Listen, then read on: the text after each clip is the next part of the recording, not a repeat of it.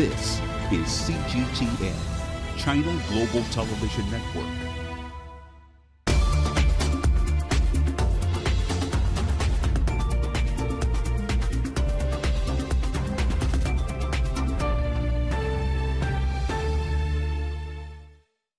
Coming up on Dialogue Weekend, Chinese Premier Li Keqiang and German Chancellor Angela Merkel held a video meeting.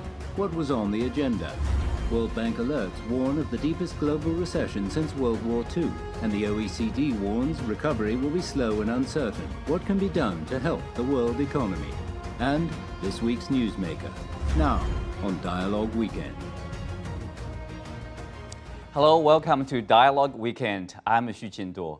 China and the European Union have been working closely as both sides emerge from the COVID-19 crisis, with the latest being a video conference between Chinese Premier Li Keqiang and German Chancellor Angela Merkel.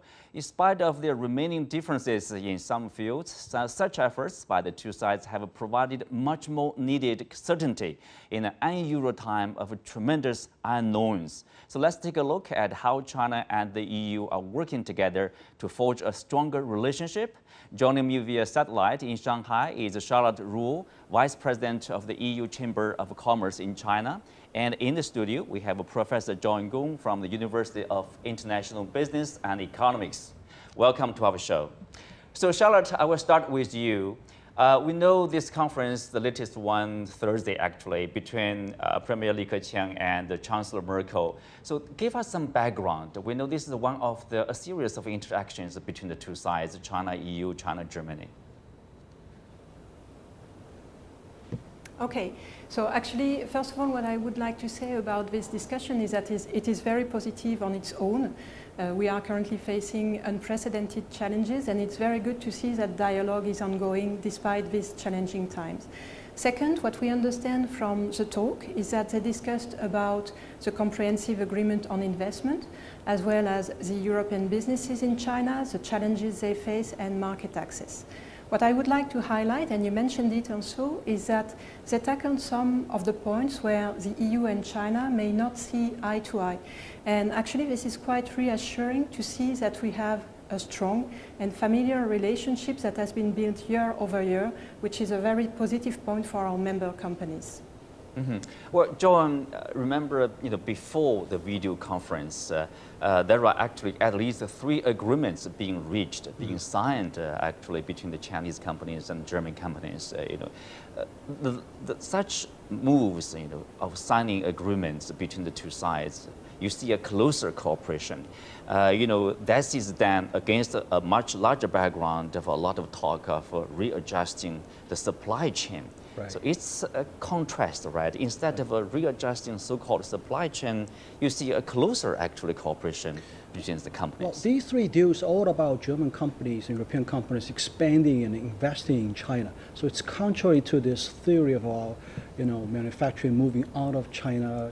The world is too much susceptible to a concentration of manufacturing and supply chain here in China. It's the exact opposite. I think it testifies to European companies' confidence in further investment in China. And particularly for German companies, I would say, this deal, one deal that I'm quite familiar with, Volkswagen's expansion and investment in JAC, which is an automobile company in Anhui province. I've actually physically gone to that factory and see the manufacturing. They've already had a joint venture operation going on between Volkswagen and JAC. JAC is acting as an OEM manufacturer for electric cars under the brands, sold under the brands of Volkswagen. So this cooperation is already going on for some time, and now Volkswagen is taking a more of an equity stake in the company. So I think it's a good sign. It's a really, really a very encouraging sign amid a time of crisis and uncertainty, I would say. Right. So Charlotte, I want to have your opinion about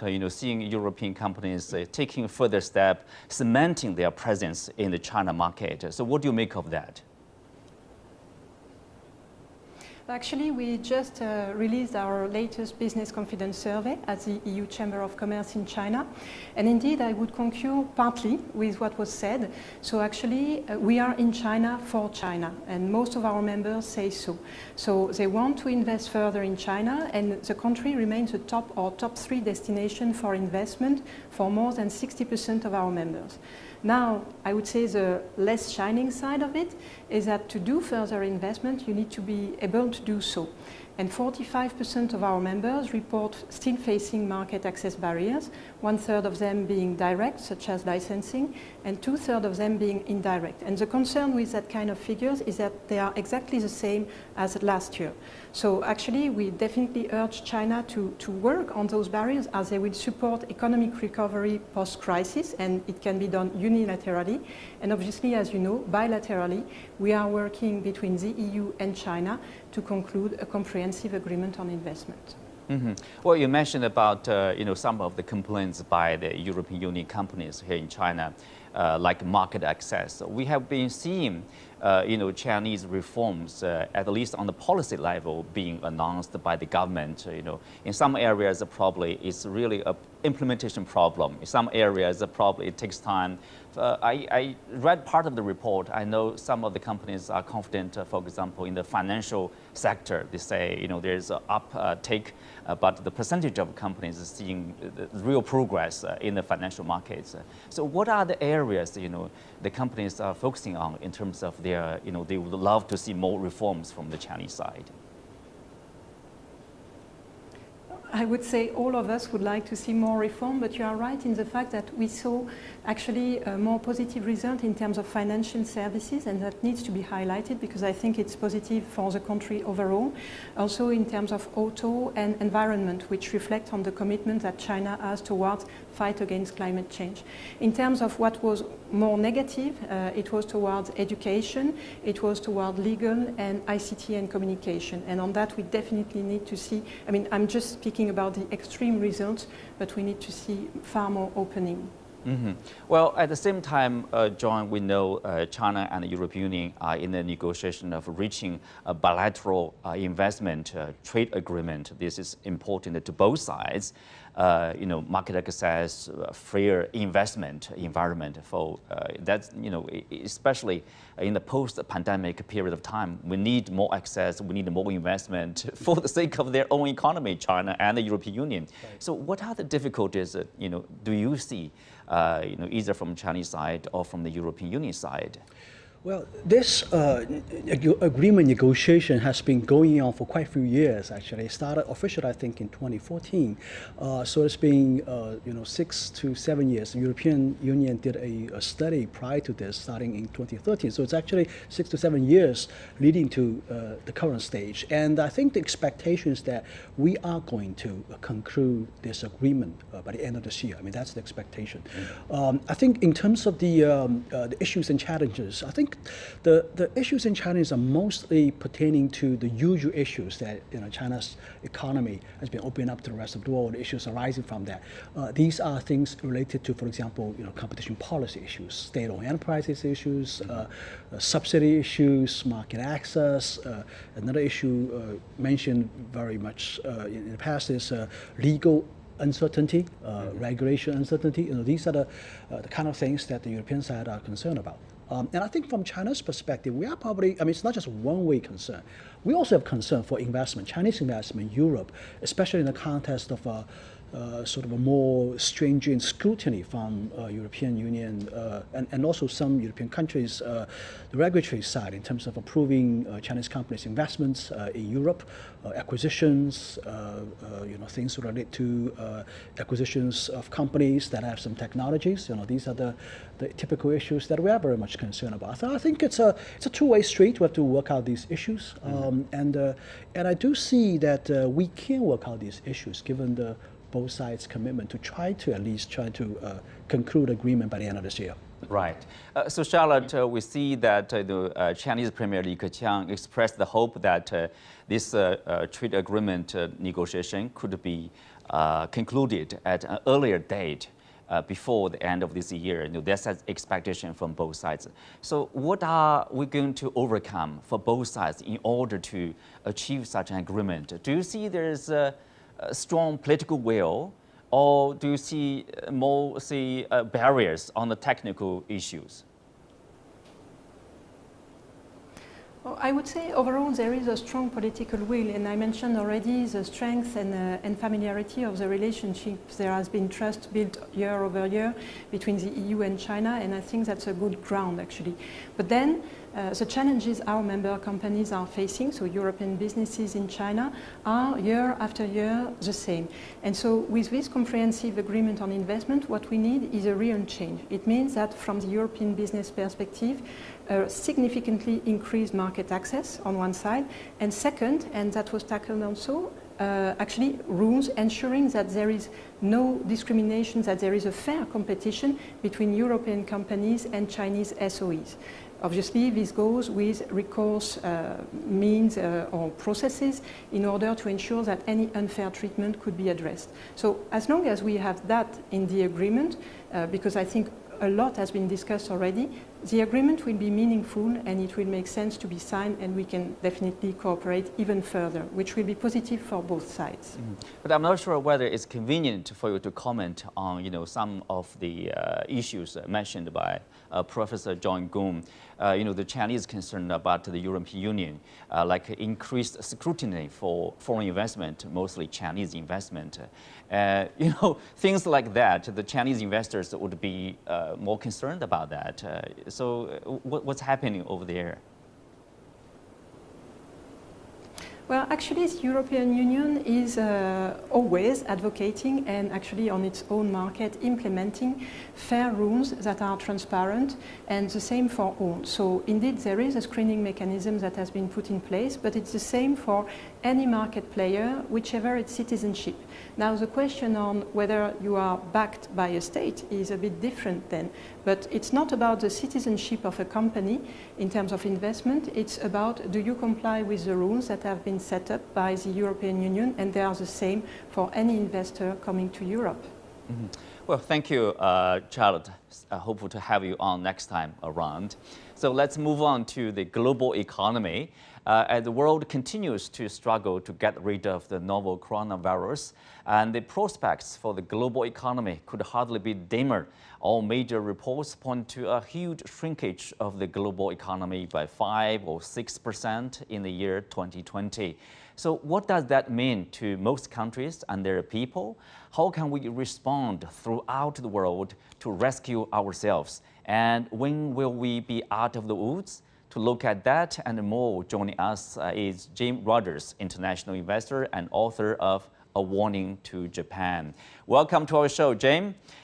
So here, delighted to be here. The global economy. So World Bank report saying that there is a shrinkage of more than 5%.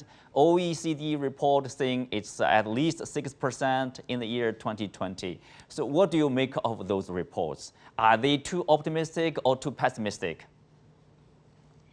First of all, they have rarely been right, but it doesn't matter. It's going to be bad no matter what it is, whether it's 4% or 18%, it's not going to be good the rest of this year and next. For a moment, things will look better because, if you have an airline that's closed and then they start flying, things look better. But will they look better a year from now? Probably not. Mm-hmm. Well, John, the same question, I have is like, you make a prediction under certain conditions, right? Because the virus is still with us, not really leaving us alone. So it could come back the second wave or third wave, or in the autumn could be even worse. So it's very difficult to make an accurate prediction. Right. Well, I think so far the predictions coming out of these international organizations have been presumed, at least for China's case, that we have fully contained this virus. It's not going to come back. It may be coming back in a small way, but not in a significant way. But I think at this point, this assumption may need to be challenged, actually, especially in the wake of the recent developments instead of Beijing, right? Beijing, and also in South Korea as well, actually. So, we're talking about these countries being done an extraordinary job in terms of containing this, South Korea, China, and we have seen these numbers down to almost zero or single-digit numbers. Now it's coming back. So this scares me a little bit. I think so in that context, these predictions probably need to be revised a little bit. And of course, I'm not trying to say that we're going to see this again, right? I think at least what's been done in Beijing so far is very much based on the lessons we learned in the city of Wuhan. We've gone through this before. We know how a small incident can blossom into something big and spread to the rest of the world. We're extremely, extremely careful, try to take resolute actions to contain this. So I don't think we're going to repeat the same mistake again. But that has an economic toll on us, right? So it slows things down. It has implications for travel, for airlines. Yes. So inevitably, I think the economy will be affected. To some degree. To some degree, yeah. Yes. Speak of the China economy, James. The World Bank prediction is that China probably is the only large economy or the major economy witnessing a moderate expansion in the year 2020. So the prediction is like over 1%. Are you that confident? In particular, we're talking about the latter half of this year, right? I don't see how anybody can make a prediction. We just heard from Professor Gong that the virus may come back. If it comes back, I doubt if anybody's going to have a good time. I have no idea. I do know that in America there's an election this year, and Trump is going to do everything he can to get reelected. So he's going to do everything he can to get the economy higher, which will help everybody in the world. But if the virus comes back, Europe, Asia, America, all bets are off. Well, despite all the talk of course, you can be as pessimistic as possible, when it comes to the virus. But at the same time, if you look at the situation between different parts of the world, it varies. For example, in the European Union, if you consider UK is still part of that, UK is forecasted to be the worst, to see the worst downturn probably in many, many years since World War II, or some say beyond that. So what makes the British economy, so an outlook at least, so pessimistic for a lot of people? Or will that make the UK more desperate to reach a deal, Brexit deal with the European Union, James? Well, Boris Johnson is desperate to have a deal because he has spent his whole political career for the last 3 or 4 years based on Brexit. So he has to do something for his own brain, his own self-confidence, and his own career. So yes, he is somewhat desperate, and I guess this will make him more desperate. He's got to do something. He's got other things on his mind. So the answer to your question is yes, he's going to do more to make sure Brexit happens. And that will not help the British economy. But right now, there's not much anywhere in the world that can help anybody's economy except for the fact that governments are printing a lot of money and spending a lot of money. In the long run, that's not good for anybody. Certainly not good for young people anywhere in the world. Well, again, if you look at the United States, the Secretary Steven Mnuchin said that, even there's a second wave, we are not going to close the economy down again. Actually, you can see there is a second wave with some 22 states, I think, in the States are seeing the new increase, a new high of the number of confirmed cases. John, are you confident of the U.S. economy? President Trump will try his best to present a good economy to his electorate. Can he do that? I'm not sure the first wave is over in the United States. I think the numbers keep climbing in many states, actually, right? Especially in the wake of wide-scale demonstrations and protests, in the wake of George Floyd's death in the hands of the police custody. The situation in the United States is not getting any better. But President Trump is going to do whatever he can to try to get elected. And I think Secretary of Treasury Mnuchin's message is kind of scary to me. Basically he's saying he's giving up. They're not going to do any kind of sort of precautionary measures, maybe introducing some social distancing measures, but not on a scale as the United States used to do. So that means that basically it's giving up, and that has a strong implication on the future U.S. Infection situation. I would expect, if that's the case, I would expect getting to September and October, things will get even worse. And we're going to see a lot of infections. More infections. More infections. And if that happens, I'm a little bit skeptical about whether President Trump would do something drastic. He is probably, and it's possible, I think, that he would claim like a national emergency, and he probably will call off the elections. Possible.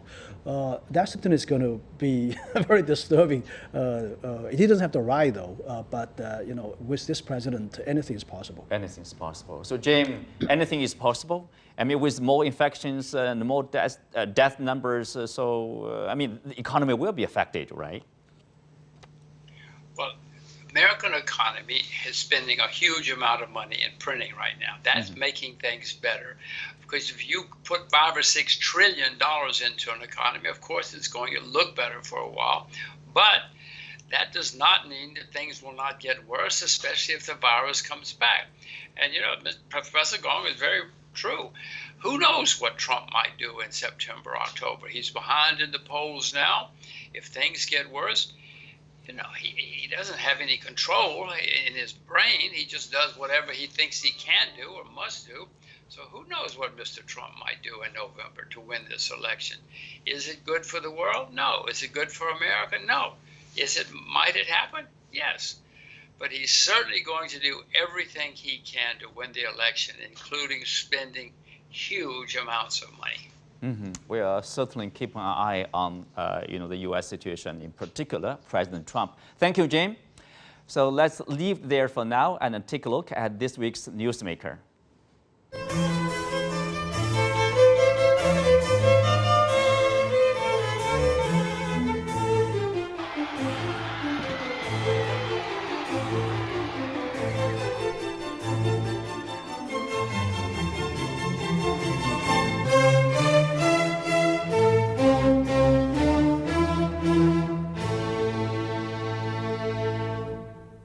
So joining me via satellite in Beijing is Maria Cavallo, CEO of M Communications and also a senior fellow at the Center for China and Globalization.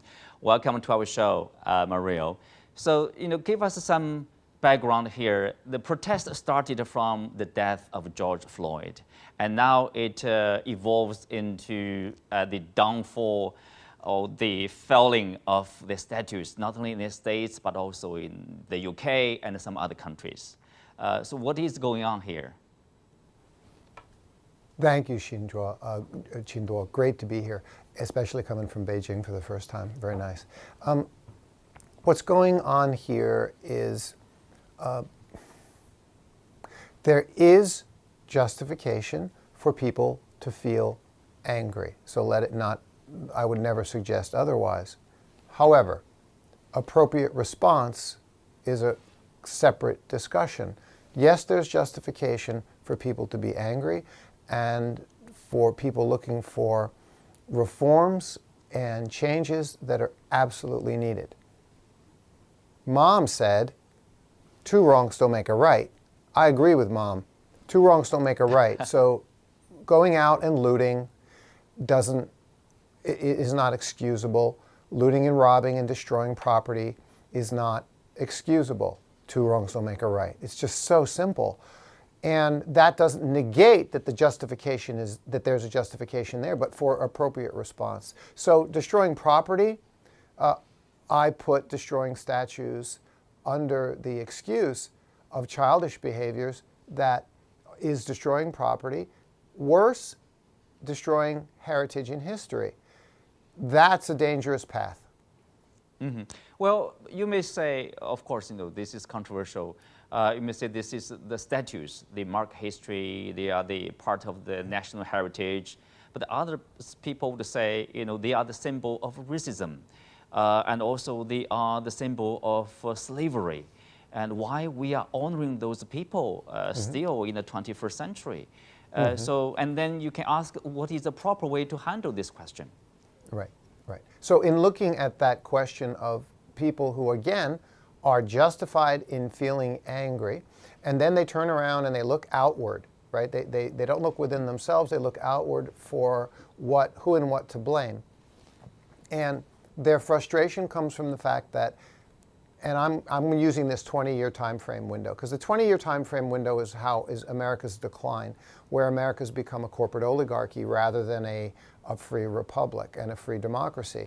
And it has destroyed the middle class. Their wages are stagnant for 20 years, while the billionaires have become richer and richer by billions, looting the country and corrupting the capitalist system. And yes, all those justified reasons, all those things are there.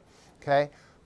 Then, though, the extreme position is to say, well, let's go back and look at all of history. No, let's deal with the present moment. I understand that George Washington had slaves. That's not a good thing. But that's one thing. Okay? We don't honor George Washington because he had slaves. Definitely not. We don't pay tribute to him for that reason. I want to be able to sit down with my child and explain all of history. If I can sit in the park and look up at a statue of Christopher Columbus and look at my 10-year-old boy and say, let me tell you all about Christopher Columbus. He did some great stuff, but his name's also associated with some bad things that he did too.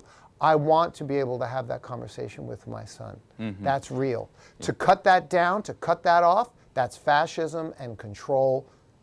You'll never get me to agree to it. John, as an outsider watching, this is happening on different continents. So what's your response to that? I totally disagree. I don't think that taking away these statutes belonging to the category of looting and sabotaging properties. We're not talking about removing statues of Washington and Columbus. We're talking about removing statues of those people involved in the Confederacy movement. And there's a historical context to that. This is a period of slavery, enslavement of one race of another. This is based on a supremacy of one race over another. And these statutes were established, erected, about 20 years after the American Civil War. In the context of a revival of this, what's called a cult of the lost cause. In other words, this is a stark reminder of people walking in the shadow of these statues, that who used to rule these cities and who are still ruling these cities. So this is really, really outrageous in my opinion. I mean, the argument of presenting of a history, okay, a history that only talks about these slave owners, these people, these are not American heroes, by the way. They didn't fight for America, they didn't fight for the United States. As a matter of fact, they fought against it. They seceded, right? So it's a stark reminder of these people that who are actually in rule. And it's a version of history that's totally one-sided. We haven't talked about any slaves. About 4,000 slaves, black people, being lynched during that period of time, right? There's no mention of that part of history at all, okay? So in my opinion, this is a version of history that is basically a lie by omission. Didn't talk about any other part of the history. So I think these statutes represent the wrong side of history as well as the wrong side of humanity. Mm-hmm. Well, Mario, we have less than 1 minute. So like Christopher Columbus, some statues, they are not different. Some are being, pulled down because they are slave owners or they are, brutal colonialists like in the European Union. Like Christopher Columbus, what's your point on that, on his statue? I very much appreciate the point that was just made in that if there's a bad side to the story, we should not only tell the good side of the story. If there's a bad side to the story, then it should be told also. That's what I want my son to hear, absolutely. That I don't want the statues pulled down. Say, but no, there wasn't just something good. There was something bad going on with this person. In the case of Christopher Columbus, there's a big argument about how much damage was done to the Native Americans as the Europeans, starting with Christopher Columbus, discovered America. There was a lot of damage there. That needs to be talked about, absolutely. However, decoupling from China, defunding the police, and destroying heritage are not the ways forward. And that's my final word for tonight. Right, it's a different topic. Thank you, Mario. Yeah. So with that, we are coming to the end of the show. Many thanks to our guests. You can also watch us on the CGTN app or on YouTube. I'm Xu Qinduo. You can find me on Twitter, Xu Qinduo. Thank you for watching. See you next time.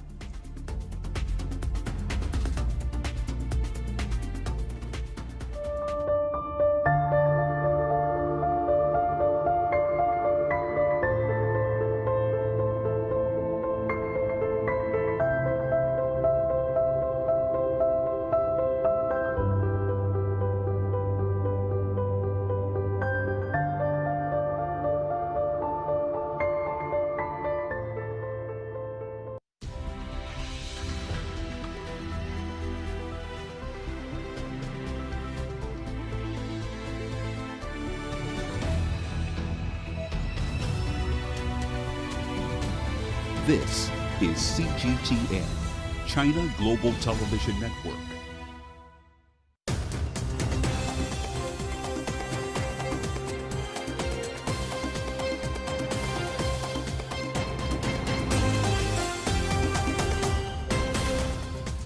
Hey, welcome to CGTN. You're now watching The World Today. I'm Li Qiuyuan, joining you live from Beijing.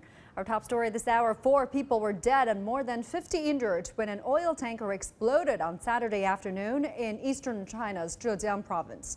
Authorities said the tanker was on an expressway in the city of Taizhou when it caught fire and exploded.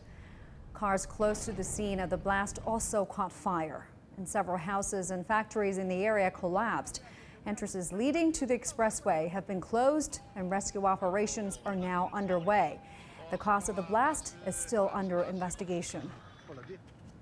Now, Beijing has confirmed 6 new coronavirus cases, all connected to a food market in the city's Fengtai district. They have either worked or shopped at the Xinfadi market. 45 people who worked at the market have also tested positive, but they have no symptoms. Another asymptomatic case was also detected in a farmer's market in Haidian district. The market has been closed for inspections and disinfection. CGTN Cui Huiyao reports. 6 new